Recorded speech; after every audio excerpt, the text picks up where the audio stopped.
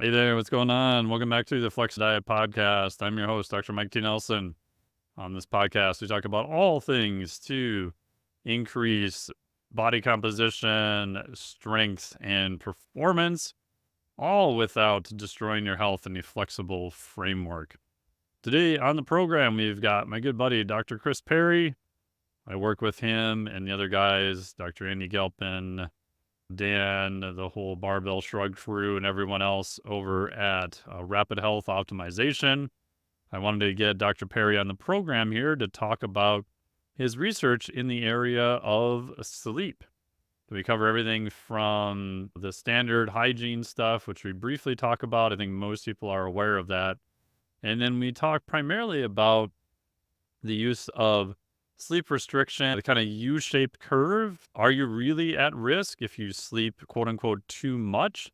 Some of the epidemiologic data would say yes, but there's a bunch of caveats to that. And then we also talk about shift work, military personnel, and other people about tips they can do to help with their sleep, some of the problems they encounter.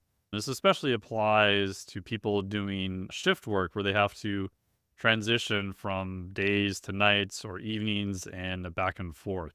So really enjoyed this podcast with Dr. Perry. The real wealth of information.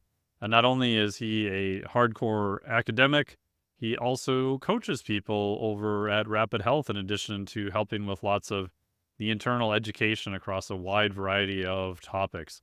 So I always really enjoy listening to people who are legitimate academics who have published a lot of research, are up to date on it, but are also in the quote unquote real world coaching people, because I think it is very easy to look at studies and to have an idea of what may work in the real world. And then when you coach people, a lot of times you find out, oops, that doesn't work so well. Like I know I've made that mistake many times. So having not only knowledge, but the applied knowledge, as I preach all the time, is very cool.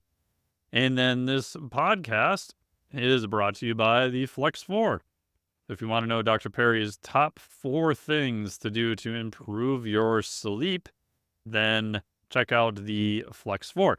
Go to MikeTNelson.com/Flex4, F-L-E-X, the number 4, for all the information there. And then something else that I've used with shift workers and people who are a little bit more sleep deprived is actually ketones. We didn't have time to discuss this on the podcast. Hopefully we'll have Dr. Perry back on to pick his brain about this too. But what I've noticed is if you can give people exogenous ketones, that when they're more fatigued, it definitely seems to get them back to baseline. In my experiments here, I've noticed about 10 to 20 grams seems to be best. This is providing the brain with an alternate fuel source. There's some data showing that under high levels of fatigue and stress, glucose metabolism may not work quite as well, but the brain can still use ketones. So my favorite source of exogenous ketones is Tecton. It comes in a ready-to-drink can. It is the BHB molecule that they've bonded to glycerol, so it is a unique molecule to them, and it tastes pretty darn good. If you've tried any other ketone esters historically, almost all the ones I've ever tried, with the exception of Tecton, taste frigging horrible. They are just flat out bad. This one is actually pretty darn good. I actually quite like it. I do have a financial interest in them. I am a scientific advisor over at Tecton and I am an ambassador. So take that with a grain of salt. But we'll put a link down here below where you can check it out and a code where you can actually get a discount. What I've told people is just try a 4-pack, try 1 or 2 cans. Each can has about 10 grams of ketones. And so far, almost all the feedback across the board has been beneficial. The nice part about using this with shift workers too is that it's not a stimulant. So at some point, if you've only got 3 hours left in your shift, you don't really want to consume a lot of caffeine because you have to go home and sleep and come back a lot of times on short order and do it again. So caffeine can be beneficial at different times, but before you go to sleep, no bueno. Well, the nice part is I've had 2 cans of ketones and literally gone to sleep and had no issues because it's providing a different fuel source that's not a stimulant. So check them out there and enjoy this podcast with Dr. Chris Perry. As junior faculty, they're my priority at the moment to start getting things going. Where did you get started? Where'd you get your PhD from? I did my PhD at the University of Minnesota. Okay. Yeah, it was good. The department was great. It was just I didn't get along with my advisor, so that didn't go so well. Okay. I've heard those horror stories. Let's see. Ooh, that's loud.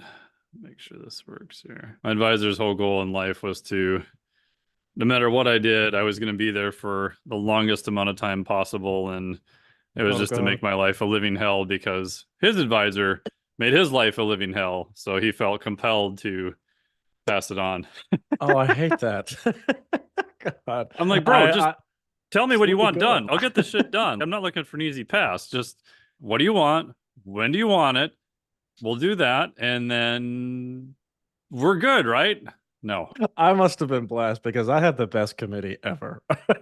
I had very student-centric professors that were very kind. And I saw horror stories at Arizona State of my fellow colleagues of mine and what they went through. And I'm just like, damn, how did I get lucky in choosing good people? Yeah. Out of control. That's what I tell people now. I'm like, just spend a fair amount of time like picking your advisor and talk to the students who are still there in the lab. And if you Right. can find the students who left, talk to them because I didn't realize that there had been. So while I was there, it took me 7 years. We had 4 people graduate. We had at least 3 times that amount somehow master's or grad students cycle through the lab who would get in an argument match with my advisor and were never seen again. Oh gosh. Uh, yeah, good times. Right?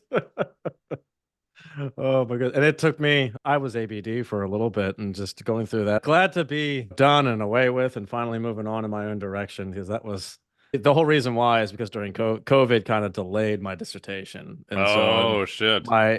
we were about to start doing sleep interventions with kids with disabilities because I was an adapted strength coach at that time in Ah. Arizona. And they had a huge population of kids who were involved with sports, who with all sorts of spinal related disorders and disabilities. And my chair was like, that'd be great to do sleep related studies with them. And I'm just like, yeah, it would. Like, that'd be awesome. And then, of course, as soon as we start to write it up, boom, COVID hit. And so I was vastly delayed, had to completely redo the entire workup and ended up Ugh. doing a secondary analysis of a study that he and I worked on as when I was a first year student.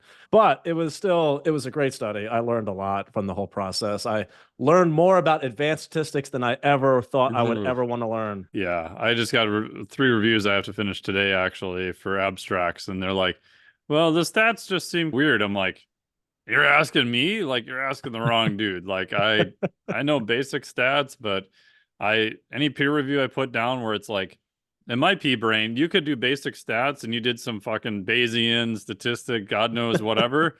To me, that's a red flag. So I put like external stats review. I don't know why they did this. Yeah, it's Like this even should be a worse when straightforward t-test. I don't know why you're doing this shit. and that's it. And that's what I love about exercise science because so much about exercise science is RCTs. It's Yeah, just looking back and forth of intervention, control group. yeah, Great.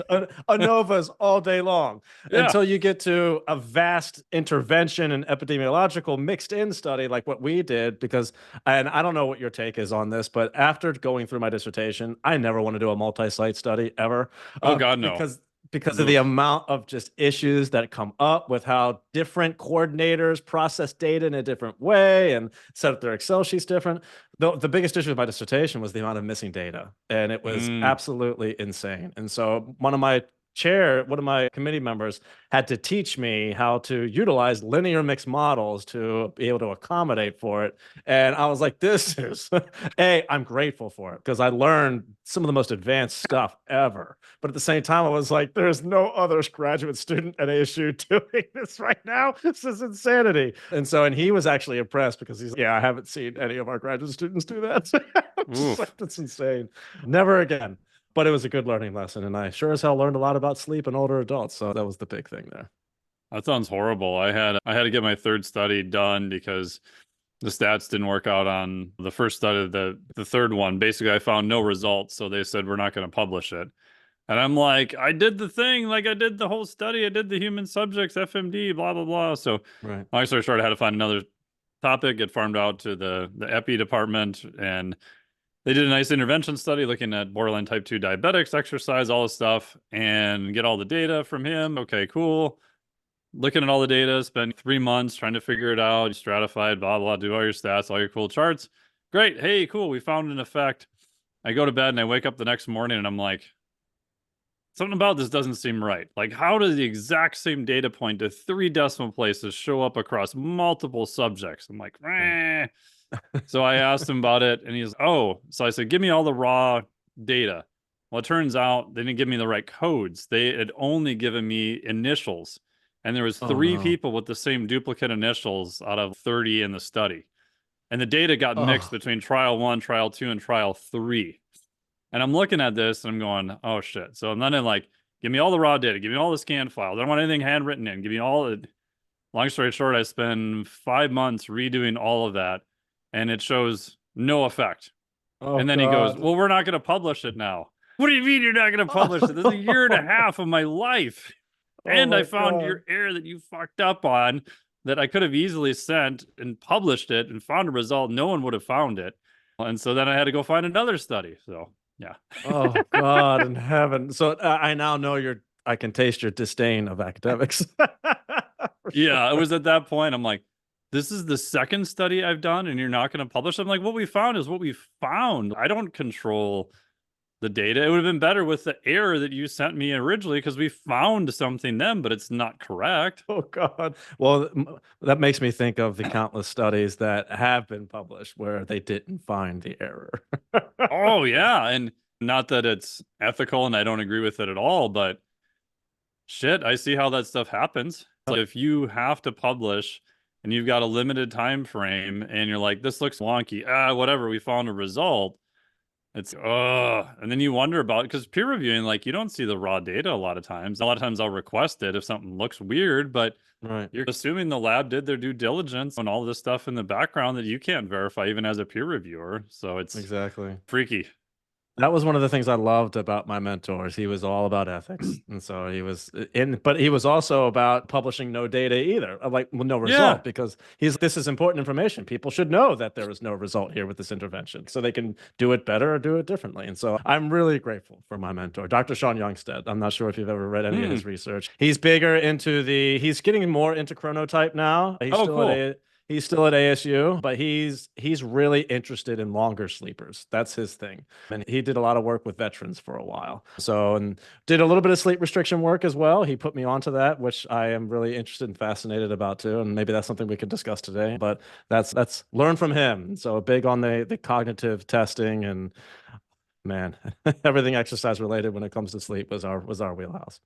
That's cool. And if we just jump into it, like when you say long sleepers, are you talking about kind of I think it's mostly from epi studies, the kind of U-shaped curve where it's Yes, like, or inverted U, I think, where if you don't get a lot of sleep, ooh, your mortality, your risk goes up. But then there's other data at the other end of the curve that says, well, if you are sleeping a lot, that's also an issue, which my interpretation, and correct me if I'm wrong on this, is that it may not be that the sleeping longer is bad. It's that may be an indication of some underlying metabolic exactly. or disease process or something like that. Because I've seen people like, because I sleep a lot, like I always have. I don't know why. I've got my own little whack job theories as to why, but I need about 10 hours in bed every night to be pretty Wow. functional.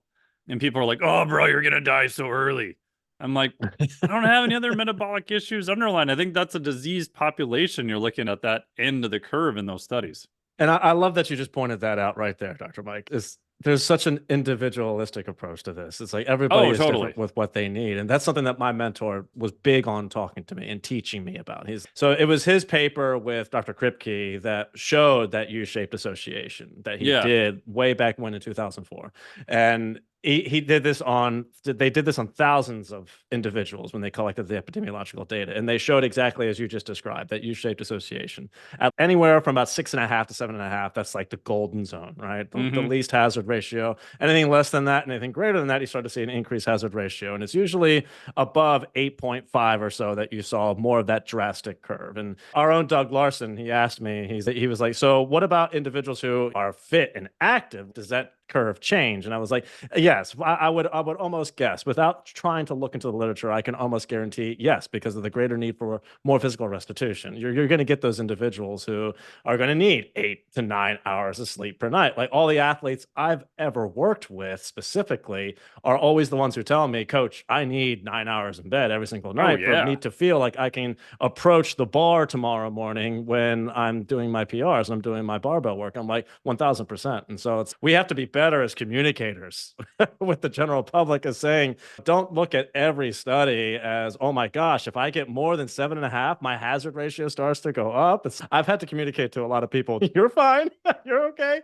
But the thing that I found fascinating about long sleep, because that's what my entire dissertation is on, that's Mm-hmm. the population we looked at. It was primarily older adults. And when you look at older adults, and we know as sleep architecture changes throughout the lifespan, we see how older adults usually have a little bit less total sleep time. Same amount of time in bed, but with total sleep time. And I actually, just to freshen up, because it had been a little while since I dived into my dissertation, went through the literature yesterday, and there's actually a newer study that just came out that showed that it might actually be age dependent now on what the more recommended sleep might be. And Mm. this was actually the entire philosophy behind my dissertation, was to look at, all right, if we did moderate sleep restriction in older adults, would that improve their overall sleep? Would that improve metabolic health markers, inflammation?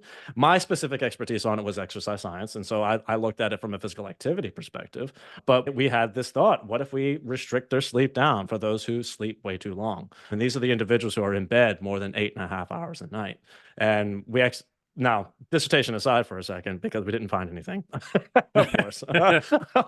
But when you look at this particular study that I just brought up yesterday as I was reading this, that for most older adults, it seems that 7 hours might be more prominent for most individuals above the age of 65. And I thought, well, that makes sense, right? And I'd love to hear your thoughts on this too, is how sleep restriction therapy is utilized as one of the most widely used techniques to help individuals with insomnia. So if it can help put that pressure on the brain to help consolidate sleep, well, then that might benefit older adults much more. And that actually gives some leeway to this epidemiological study that showed that 7 hours might be a great target for older adults for that reason.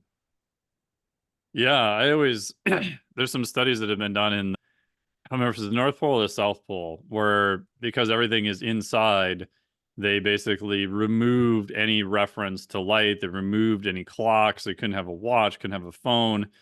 And I can't remember the exact details of the study, but I think they just let people sleep normally. They took one group and just removed all cues and just said, just sleep as much as you possibly can, wake up, go to bed, just do whatever. And I want to say the average sleep in those people, which was only for 2 weeks, so maybe they had a big sleep debt, etc. I want to say it was closer to 9.5 hours or something crazy. And there was people Wow. sleeping like 10.5 hours. It was crazy. And there was another version, I think, that replicated it too, that showed, I want to say the 9 to 10 hour range too. So I always Wow. thought that was fascinating. Again, that's not real world because we've got sunlight and we've got cues and all that Right. stuff. But I've just wondered about if we remove those things. The other thing I think of when we go on a kiteboard trip to Baja or Costa Rica, where the sun is very much the same, but it gets dark early. Like people I know I've hung out with my life are like night owls by like day 6. It's I'm going to bed now. Bro, it's 8:15. It's I don't care, man. 8:15. I'm so tired because you're outside all day, you're having all these cues. So I'm always curious about what the sort of the intrinsic amount is and how much of that is just being reset on a daily basis due to different cues. That's interesting. I've never thought about that before, but I'm with you 100%. Like when you are on point with sunlight and then in the evening again and getting that darkness, it's like clockwork every time. It doesn't matter where I am. I could be on my Yeah. honeymoon that I'll be on in 4 weeks, and I'll be like, "Oh, Kelly, it's 8 o'clock. Time to go to Yep. bed." Bedtime. But that's very interesting. And so, with now, is your expertise specifically in sleep? Because I know you're in the No. ISSN, and I know you do a lot of nutrition related things with flexible dieting and metabolic flexibility. It's like, how did you get more into the sleep area when it came to working with Rapid? So working with Rapid on sleep, because I do the OR analysis, was basically I started doing some of the TPP stuff. So for listeners, how we aggregate all the stressors and stuff like that. So Andy brought me in to help with that. And then once that role was filled, honestly, I think they just liked me and wanted me to keep around. So Andy's like, hey, you should do sleep analysis. I'm like, great. I've been doing that on clients for 8+ years. So I just fell into it because similar with my own clients, it was like, I wish on one hand I would have done it earlier, but we didn't really have very good technology, and the technology was just a pain. And then Mhm. once Aura came out, I was good friends with Harpreet, was the former CEO. I was like, wow, this is cool because now we've got pretty good data. It's not 100%, but it's good enough that it becomes actionable to do it.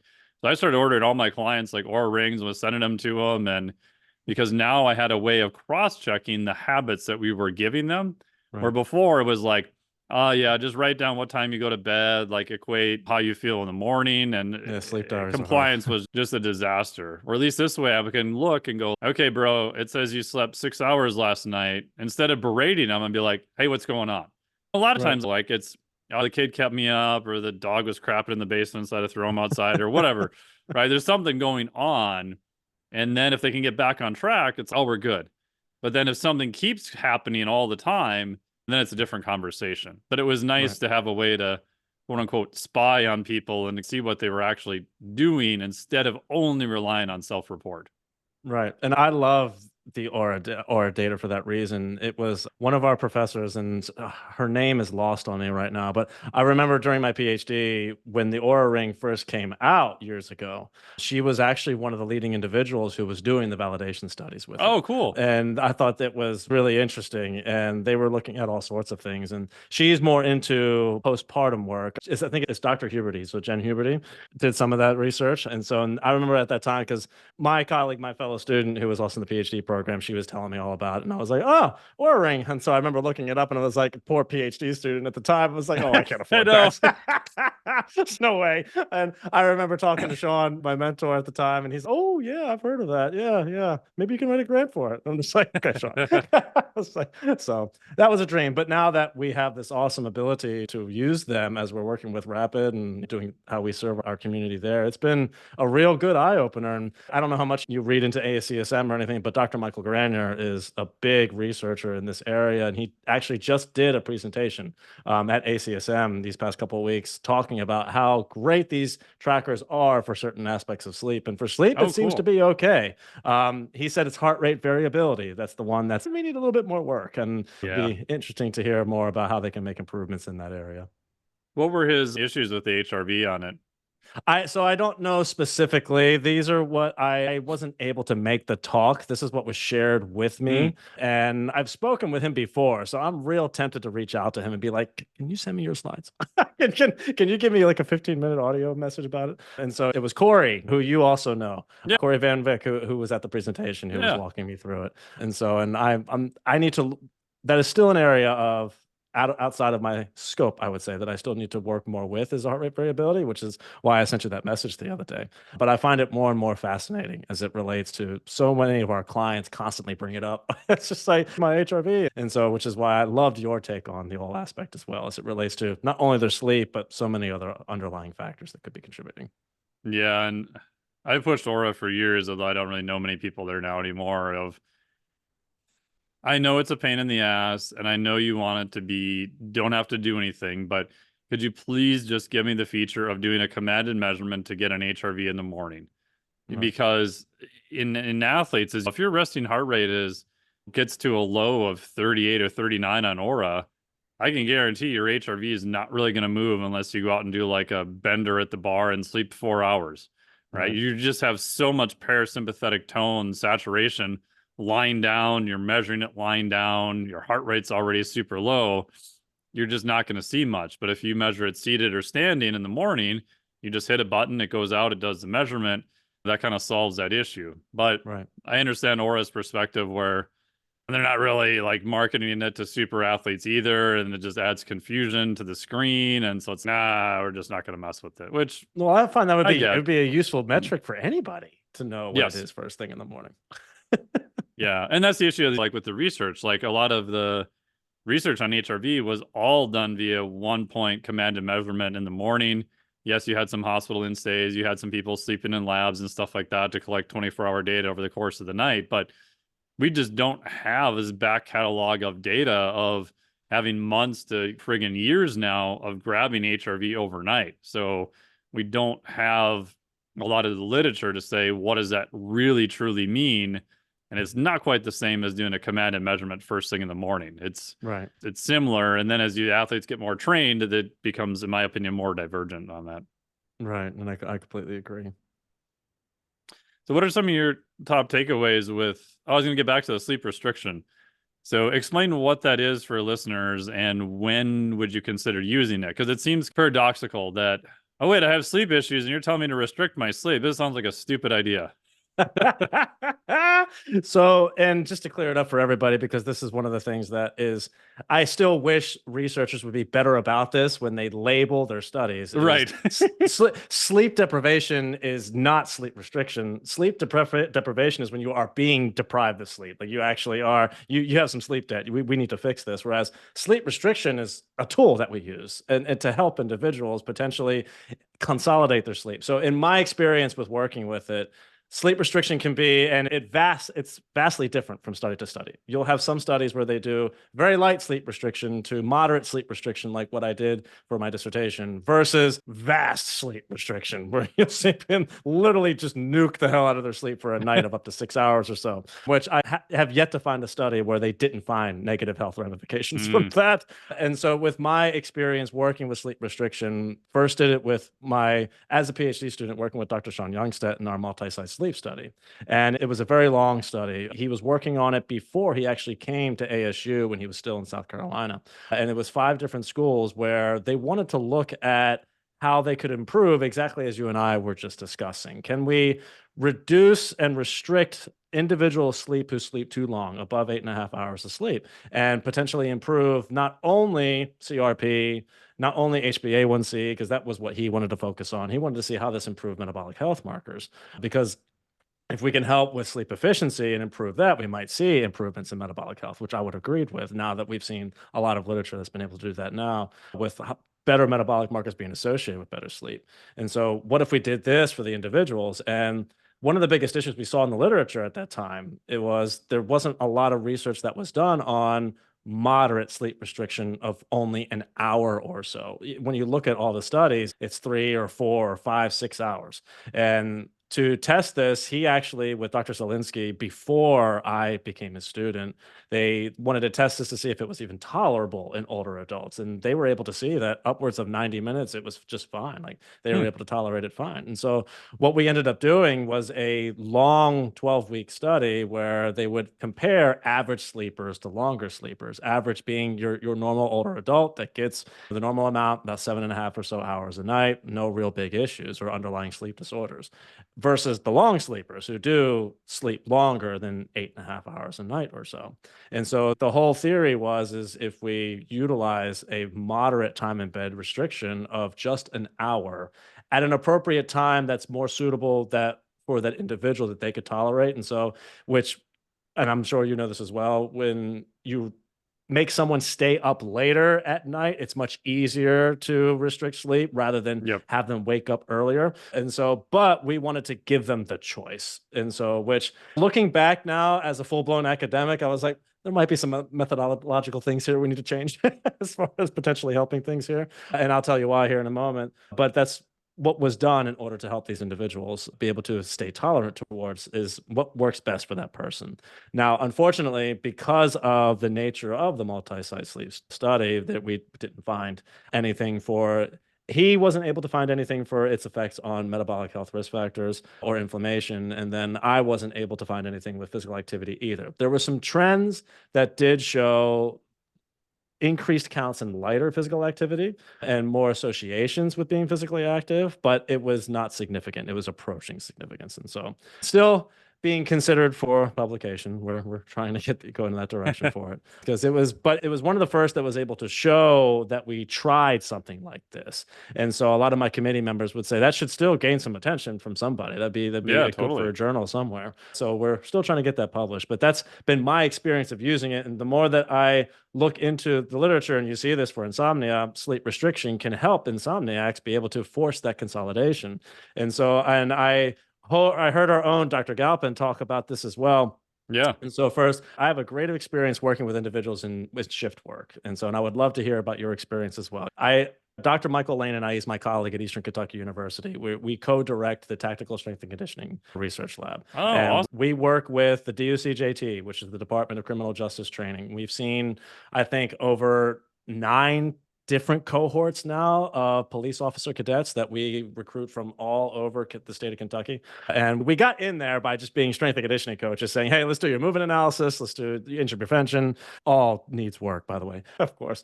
And then we introduced our sleep approaches too. And so we gathered for these past 9 cohorts, just utilizing basic sleep questionnaires, Epworth. And based off of those 2 things, 77% of the cohort has subjective sleep related issues. And I guarantee you, if we were to put Aura rings on every single one of those individuals, we would see some wretched stuff as far as that goes. And just brings to the attention to me, every time that I've worked with someone who was a nurse or someone who was a shift worker in the military, it's always been the most difficult process trying to get them back on track again afterwards. And you can tell them all day long, Hubermanize it. It needs to be light and bright when you're awake, and it needs to be dark as hell when you're trying to go to bed. And that's great and all, but when you have a nurse who's been practicing night shift for years, it got to take its toll where you're going to need more drastic measures to potentially help these individuals. And I started to think there's the new methods of sleep restriction therapy that I would love to see if you've been aware of, that Galpin has talked about, that he recently spoke about. He was on a podcast interview with Thomas DeLauer. And this was the first time that I've heard sleep restriction in this way, where you on purposely shrink it down to where you say, all right, rather than tell someone that we want to get the recommended amount of sleep and time in bed, let's say 7.5 to 8 hours or so, right? It's like, instead, let's actually restrict it down to 5. Let's create that pressure. And then slowly over time, once they've acclimated to that, increase the time in bed by 15 minutes. And then do it again slowly over time. And I actually heard Dr. Matthew Walker coin it as rebuilding the bedtime, as it were, which I found fascinating. And I'm like, this might be one of those more advanced techniques that could be more effective for those individuals who don't respond well to the basic, get into a sleep routine, start doing breath work, maybe make sure that you are synchronizing your sleep regularity as much as possible, which we now know is the most potent factor when it comes to someone's sleep. And it just got me thinking that is a new way to look at sleep restriction therapy that I'm not afraid to say that I was actually unaware of for a great amount of time. Whereas just being the previous student that I was 3 years ago, just understood sleep restriction as, we're doing this to see detrimental effects. Rather now we're trying to rebuild and use it in a more proficient way to help people get back on track. What has been your experience with that method? Have you heard of this method? I just heard about it from Andy, to be honest. I've read some basic stuff on it, so not a ton. My take on it is, I think from a physiology standpoint, it makes perfect sense, right? It's okay. And I think of this as like the sledgehammer effect. If you need something, like you've exhausted all your other stuff, like you're basically kind of sleep restricting people to 5 hours a night to make them, their sleep pressure is so massively high that their body has no other option, right? It's almost like forced overreaching, non-functional overreaching in training, right? We want your body to adapt, so we're going to put so much friggin' load on you that you have no other choice other than to adapt, right? That's how I think of it. For shift workers, it'd be interesting to use possibly as the end of the road after they're done with shift work. Yes, because my understanding is that it takes many weeks. And then I would love to see, man, what is the compliance on that? That's freaking hard to do. Yeah. Right? Go to bed at midnight, and then you have to have your ass out of bed at 5. You're kind of tired, but we're going to do this again tomorrow, and we're going to do this tomorrow, and then we'll give you a little bit, only 15 minutes more sleep. Don't sleep in, bro. You get 15 more minutes, and that's it. And knowing that the negative effects of sleep restriction are still being placed upon you when it comes to all other aspects of your cardiovascular health, your metabolic health, your cognition, and everything. And that was one of the things that was said about it, is this is an advanced technique. If all else fails, like, this is what you need to use. But under supervision, and then understanding that this is going to be one of those things where it's about the journey, bro. It's like, let's Yeah. slowly get through over time. And so for our listeners, I would say, yeah, don't try this at home. If you're just No. the normal average Joe who just simply isn't being disciplined with your sleeping habits, don't do this. But for the more advanced, where it's, wow, I've got a police officer who hasn't had a good night's rest in 4 years. Okay, this might be something to potentially try under the supervision of an individual who might have the ability to have you in a lab and do this controlled for a certain amount of time, or your spouse is the one who's driving you to and from work, knowing that your amount of cognitive function at that point in time is probably not going to be at its best at that point in time. But it would be Yeah. very interesting to see, and I do need to dive into the literature more to see what's been done, because if that's been used for advanced individuals, and there are some military individuals that you and I work with at the Rapid community, that could be an advanced technique to be utilized for some. Yeah, I agree. And how much of it, and I've seen this with the shift workers, especially military, ER docs, nurses, etc. One, my first thought is the military, I understand, is less predictable, but whoever is scheduling these ER shifts, I want to push them off a bridge because, like, they are the stupidest things I've ever seen in my life. It's, oh, you're working days and then evenings and then nights. I've had, I don't know how many discussions with people. I'm like, can you go to your scheduler and at least say, could you get, yes, you'll work overnights, but you'll do it 4 nights in a row, not one night here, one evening, you're off. So they are Yes. I find the constant flipping is just the absolute worst. Like shift work I've worked with itself so is a many high toll. nurses with that issue. Yes, I 1000% agree with you. I can't tell you, I don't think there has been one shift worker I've worked with where that hasn't been the case. And No, it's it's always the always, case. it's so difficult. And especially with what we know now about chronotype, Yes. how can we not start to set up some sort of public policy for health administration to understand, or the military to understand, hey, you need to classify specific individuals by their chronotype, and then learn what happens when you constantly shift the clock back and forth like that so drastically. So that way, at least we have certain individuals who might be more privy to being able to handle the night work, hence the night owls that we have, and then have it on a consistent basis where they have a whole week to be able to acclimate before heading back to the other schedule. So that way it's much easier to have an actual balance of life. And I've fought tooth and nail with so many clients in the past that I've had where that's been a big issue. I might only been lucky once to have somebody who actually had the 1 week on, 1 week off. And I was like, you're a blessed feller, because there are not many individuals who are as lucky as you when it comes to that schedule. No, and it's one of those things where I just look at it and I go, it wouldn't take that much effort to do. Your payout would be so much better in terms of employee retention. And I just think about if you're an ER doc or nurse, like if you're sleep deprived, like what mistakes are you potentially making because Right. you're in that state? Not necessarily saying that's your fault. It's just the fact that you work days and then evenings and then nights and you're off and now you're back on days again. It's, you don't know whether you're coming or going. You would think that it would take a scheduler just a couple more minutes to at least block stuff out. Even if we don't do chronotype, just give these poor people at least 4 days in a row that's similar, for Christ's sake.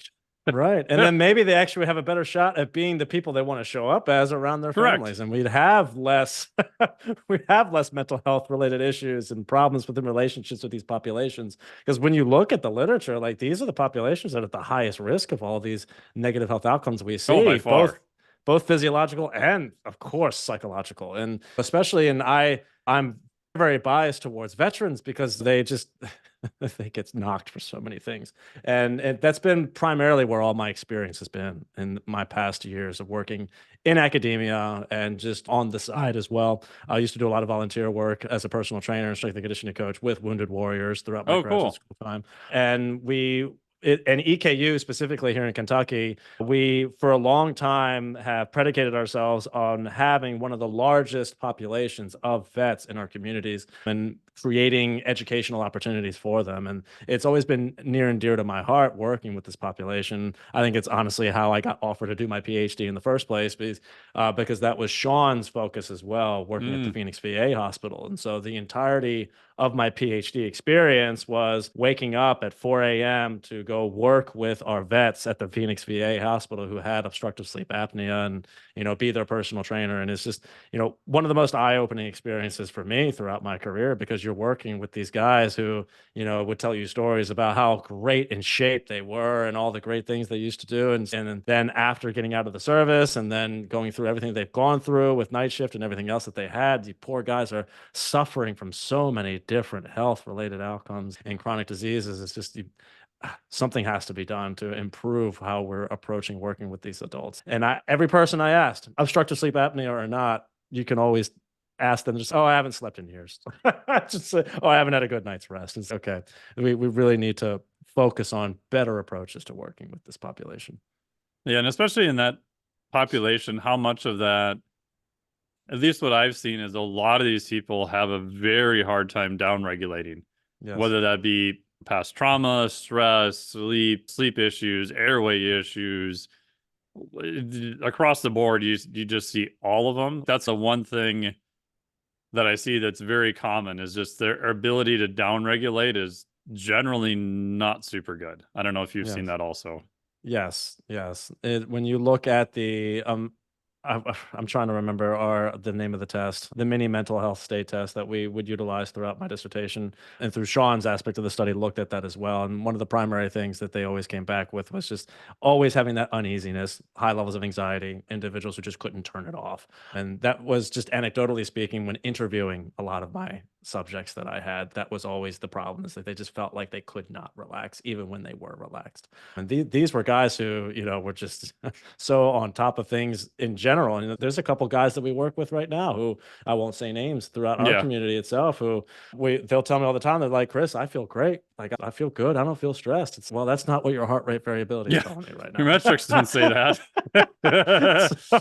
And I don't know what this could be due to the art of coaching as well. It's okay. Well, how do I get them to really tell me what potentially is going on? And because you can, even when people deny it, there is always something psychologically that's going on back there behind the scenes that they're not discussing with you. And then finally, and this is something that I really try to always work on, I'm all about the relationship. I found that's the best approach to coaching. And once you finally do get to know someone and peel back the ogre layers of the onion, you start to find out real quick, oh, there is some emotional trauma back there. Oh, you're still thinking about your times back overseas, and oh, that is going on in your family. It's okay. And I love what Dan says, and I know that we all as academics know this too. If there's something going on psychologically, you better damn believe it's going to manifest itself physiologically Oh real yeah. quick, even if you're unaware. And I think that's the kind of population you and I work with. These are individuals who are just hyper adapted to the challenges of life, and they no longer see it as a challenge. And so, although vocationally right there, right now, when you're talking to someone, they're like, oh, I'm good, I don't feel any pain. It's like that, unfortunately, doesn't mean that it's not causing you some sort of distress physiologically. And I think that's something we need to harness a little bit better. Yeah, and I see it a lot of times as it's they're unconscious to it. It's not that they're trying to outright lie to me, and sometimes they are, but most of the time I find that they either just don't think it's an issue or they have no idea that it is an issue. Like I've had people, especially in the special forces, describe it that like after a while I just got so used to high stress situations that it was just like no big deal. But when I was discharged, going to the grocery store freaked me the fuck out. Right? Right. Simple things that it's almost like they're in bizarro world now because they were so attuned performing in a very high stress environment. It was very oscillatory that not having that is it feels like a weird thing. And then you've Right. got maybe the other stressors or other things like going on. And that's why I've used a lot of even now respiratory rate, heart rate variability, and looking at their baseline and being like, okay, your levels are really far off. These markers are showing you that you're physiologically stressed, Right. even if you don't feel it. So then my next thought is, okay, how can I get them to experience some high level of down regulation so they at least have something to compare it to? The analogy I use is I live here in Minnesota. It's cold as ass in the winter. Like if you were outside and it's 10 below and you walk into my townhouse, it's just 65 degrees normally in the winter. You're like, oh my God, this place is so warm. This is amazing.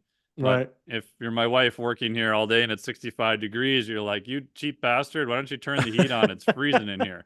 Turn the heat Right. on. So you need that contrast. So my thought is, okay, how can I get them to massively downregulate? Not that I'm expecting them to stay there, but I want them to have something to compare it to realize, oh yeah, I was like really stressed before. I had no idea. I had nothing to compare it to.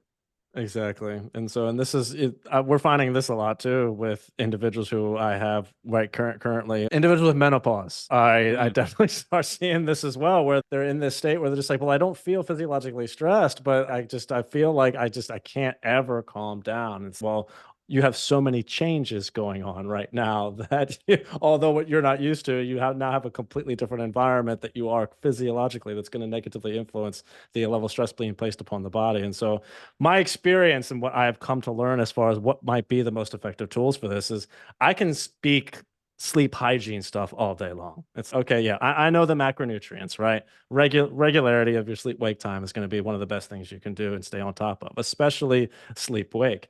But for those more advanced cases, like we really need to focus on these mental related habits to potentially bring that breath down. And that's why I love the addition of Emily Hightower to our community yes. because I have learned a tremendous amount. It's like I've been focused on just sleep for so many years and looking at sleep restriction. It's like this is a whole new ball game when it comes to respiratory rate and learning about the effect that has of putting you into this stressed out state physiologically and needing to retrain people what it actually means to get down into that parasympathetic state. And so for every client that I have now that I'm working with, I'm like, all right, we need a parasympathetic approach. We got to learn to chill you out and potentially bring, I'm going to quote James Pennebaker here. We need to bring some emotions to the surface and get you writing to face what might be going on underneath that maybe you just haven't potentially faced to give us a chance to actually be able to have something to downregulate from. And so that is an approach that I've been taking a lot with individuals lately and just facing what is going on underneath the hood so that we have a chance of actually getting them to a state where they can finally put the head on the pillow and say goodnight. Yeah. And that's where I personally found HRV is useful because even in myself, like most of the time, I know about where my HRV is, but I got this from Simon at iThlete. Even now, 5 to 10% of the time, there's something that'll show on my HRV that says I'm stressed. And I'm like, what? This is a piece of crap. This can't be right. I'm like, oh, historically, it's been right most of the time. So then it's okay. What is it? And sometimes it allows you to uncover those kind of unconscious stressors that you normally would just not account for. And so I Right. found that's respiratory rate, same thing. A lot of those metrics I find are good. And when I find a mismatch between the metrics and where the person is, then I used to not trust the metrics, or now I'm thinking maybe this is a case where there's an unconscious stressor that they just have no awareness around. Right. And this is why having people need therapy. Oh, Like yeah. I hate saying that, but it's my fiance makes fun of me for that. She's maybe you need to talk to someone. I'm like, I don't know what you're talking about. Like, just like I'm completely fine. Don't need a therapist. The more and more I've worked with special populations, that is technically my title as a professor in our department is I teach those classes. And so, because I've worked with those people the most, and the more and more you learn about that is hell, if I really wanted to, I could tell everyone with some sort of special population based off of some emotional trauma or mental capacity issue that they're having currently. And there's always going to be some specific tool that we need to use to help these individuals. And so the more I learn about the parasympathetic nervous system and breath and heart rate variability, this is definitely an avenue because what you just said has happened to me too, where I've looked at my aura data, my aura says I'm stressed. I'm like, I don't feel stressed. What's going on? But then that's going to create the subjective feeling really quick that I'm stressed. It's, oh, well, it's manifesting now in the aura data. I'm very interested from your perspective. So, and that you and I were going back and forth on Slack about this the other evening. And I loved your take on heart rate variability when it came to what types of tools we can use to help these people. And in my experience that I've been working with aura data now analysis for 2 years now and looking at it with a fine tooth comb with the individuals I work with who do exactly what I tell them when it comes to just sleep hygiene related practices. Everything fits perfectly. HRV literally jumps to where you had said was that primary range. All of a sudden, it goes from being 25 or 22 to all of a sudden sleep regularity, not eating too late, practicing breath work, boom, consistently 60s for the next few weeks or so. It's okay. Definitely found the lowest grabbing fruit right there that we could when helping these individuals. Now, let's say we have one of these individuals who might be someone we need more an advanced sleep related tactic here. And I loved when you went more into detail behind your challenges that you've had with your HRV and vision and these things, which I found absolutely fascinating. If you had these advanced individuals that needed that, what is your first approach to what tools you use to help those particular individuals who just simply don't respond to everything else? Yeah. So if they're not responding, I'm not convinced that's only a genetic thing. Is genetics a huge component of it? Yes, just like VO2 max genetically is, and trainability and all these other things. But if it's really low, most of the time I found there's something going on. And so then I'm thinking, okay, to their brain, what type of sympathetic stressors are going on? And I think an underappreciated one, granted, I'm biased because I work for the Carrick Institute that does functional neurology, clinical neurology work, is that if the map in your brain, you're generally having to generate it from your eyes, your vestibular function, your proprioception, like where your joint is. All those things kind of form your map and what your reality of the world is. Those should all agree with each other. If they don't, your brain's going, oh, there's an error here. So if your eye function isn't matching what your vestibular function is saying, your brain goes, oh shit, there's an error somewhere. Well, what do I trust? Do I trust the visual input? Do I trust the vestibular input? Do I trust the proprioceptive input? Right. And to me, that creates a sympathetic stressor.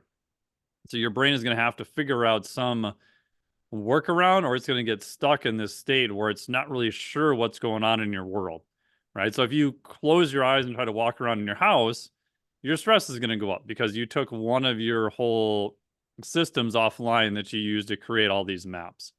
So in my case, my right eye is vertical and horizontal deviation, pretty significant. So when I was a kid, I used to see in double vision. I went to the eye doctor when I was like 4, and my parents told me the story of they have this little dog at the end, and the eye doctor says, "Hey, how many of these do you see?" And I guess I told my parents, like, well, 2, but only one of them's real. Right. Because if your eyes are split so far out, they form those images in the visual part of your brain in the back. Your brain can't fuse them together to create 3D images. And so, what do you see in double vision? But when you proprioceptively interact with your environment, you obviously can't interact with a false image. So, you then learn what's a real image, what's a false image. And then, long term, the brain solution is to do what's called visual suppression, where it goes, hey, if I just dump one of these images, I go from binocular to monocular, I've solved the issue. I got rid of all the errors that are generated that are driving me bonkers.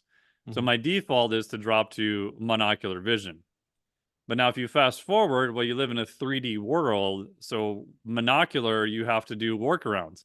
You're looking at parallaxes, you're looking at shadows, you're looking at prediction, you're doing all these other things to try to figure stuff out, which to me in and of itself is a sympathetic stressor because you're taking the most inefficient pathway to get around. So back Right. to HRV, in those individuals, I'm thinking neurologically, is there something off? And a really crude test I use is, do you like ball sports? Ball sports? Ah, I hate ball sports. And I've literally told, I don't know how many trainers now, just take a light tennis ball or softball, throw it to the person and watch them catch it.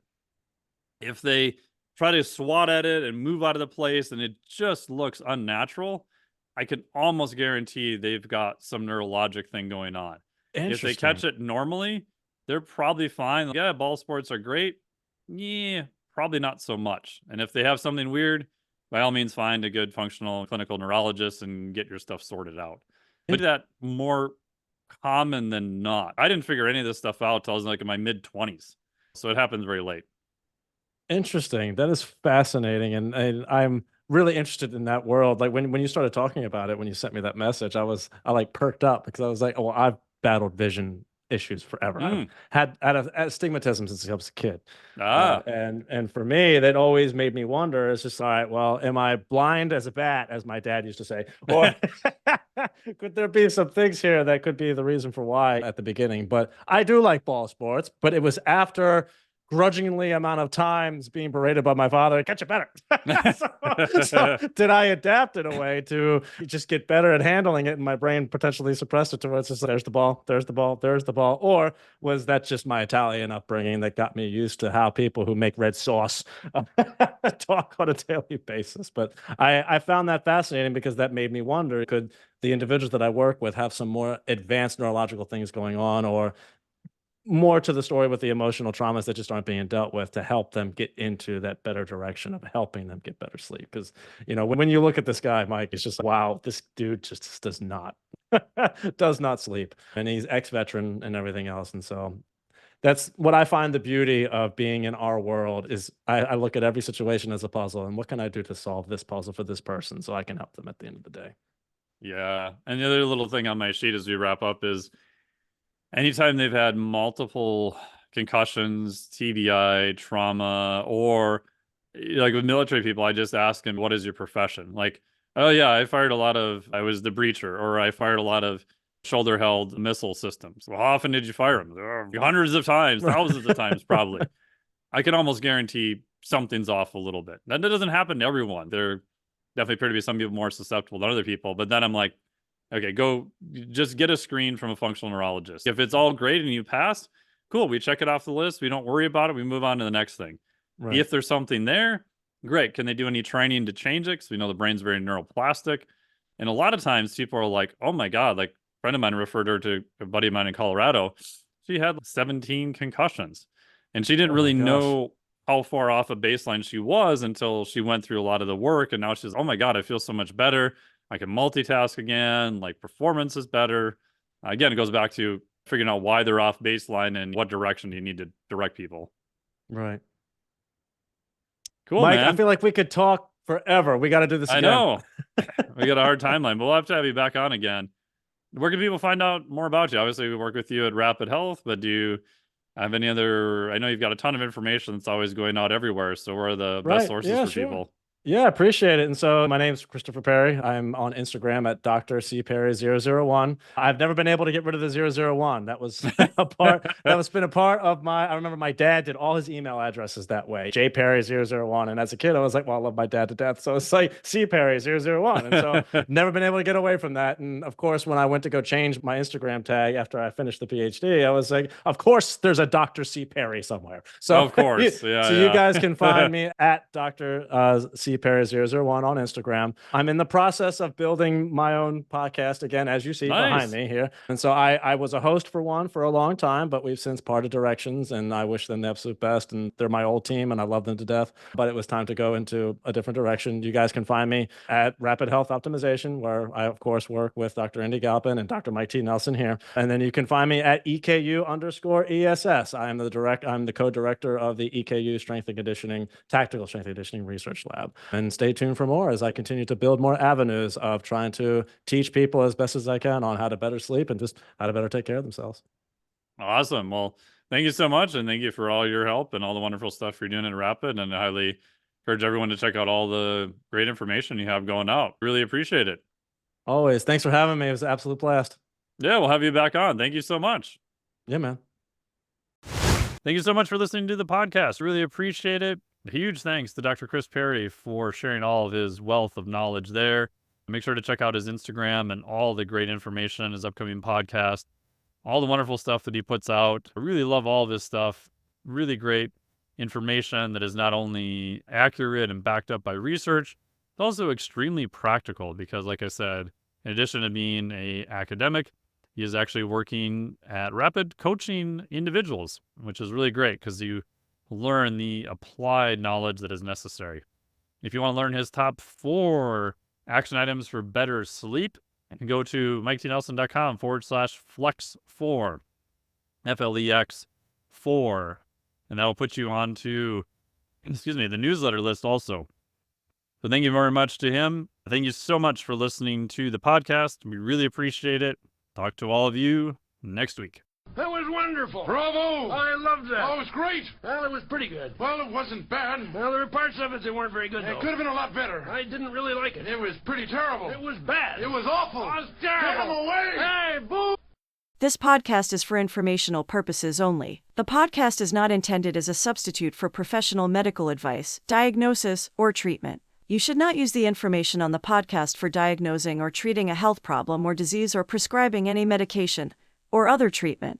Always seek the advice of your physician or other qualified health provider before taking any medication or nutritional supplement, and with any questions you may have regarding a medical condition. Never disregard professional medical advice or delay in seeking it because of something you have heard on this or any other podcast. Reliance on the podcast is solely at your own risk. Information provided on the podcast does not create a doctor-patient relationship between you and any of the health professionals affiliated with our podcast. Information and statements regarding dietary supplements are not intended to diagnose, treat, cure, or prevent any disease. Opinions of guests are their own, and this podcast does not endorse or accept responsibility for statements made by guests. This podcast does not make any representations or warranties about guest qualifications or credibility. Individuals on this podcast may have a direct or indirect financial interest in products or services referred to therein. If you think you have a medical problem, consult a licensed physician.